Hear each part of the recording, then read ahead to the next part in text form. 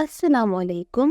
Welcome to JM Publishers and the book which we are doing today, Maths of Prep Class. Students, today we are going to do very interesting activity on page number 45. So let's start with me and open the page number 45. Match the columns. So students, करना क्या है हमने?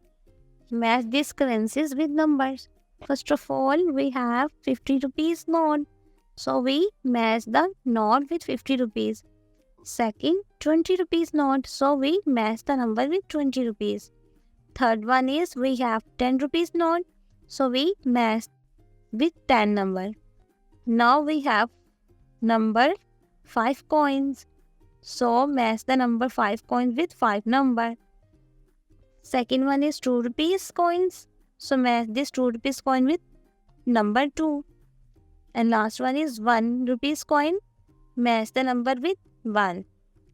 Add money and write answers. 2 coin plus 1 coin is equal 3. 5 coin plus 10 rupees note is equal 15. 2 plus 2 plus 2 plus 1 is equal 7.